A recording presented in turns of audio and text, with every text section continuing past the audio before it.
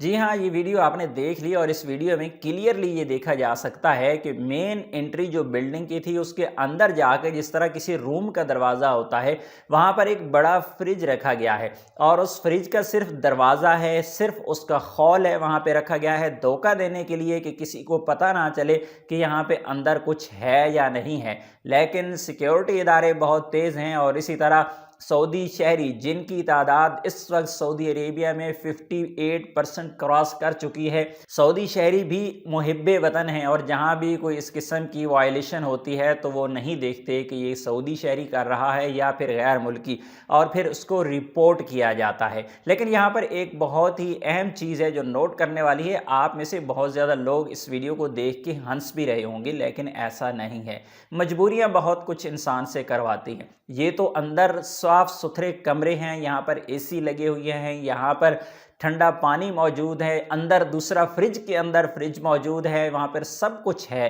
لیکن ایسے لوگ بھی تو ہیں جن کے پاس بجلی نہیں ہے، جن کے پاس پینے کو ٹھنڈا پانی نہیں ملتا، جنہیں ہفتے ہفتے بعد جا کے کوئی انسان نظر آتا ہے، جو مہینوں بعد جا کے جب کوئی سیلری ملتی ہے، جہاں سے کچھ پیسے اگر کفیل سے ملتے ہیں تو وہ شہر کا منہ دیکھتے ہیں، اور پورا پورا مہینہ وہ خبز کھا کے گزارا کرتے ہیں۔ تو یہ ہیں وہ مجبوریاں جو انسان کو کچھ بھی کرنے پر مجبور کر دیتی ہیں۔ وزارت تجارت نے ان غیر ملکیوں کو پکڑا ہے، یقیناً سعودی شہری کے نام پہ ہی یہاں پہ کاروبار ہوگا اور سعودی شہری بھی پکڑا جائے گا، لیکن آپ سے آخر میں یہی درخواست ہے کہ اگر آپ سعودی عربیہ میں قانونی طور پر موجود ہیں تو کم از کم آپ کسی ایسی جگہ پہ کام نہ کریں جہاں پہ آپ کو لگے کہ کوئی کسی قسم کی کوئی غیر قانونی سرگرمی ہو رہی ہے، چاہے وہ کاروباری ہو یا اس سے ہٹ کے ہو۔ آپ نے اپنی سیفٹی خود ہی کرنی ہے۔ بہت سارے لوگ اس وجہ سے نقصان اٹھاتے ہیں کہ ان کو سیلری اچھی آفر کر دی جاتی ہے،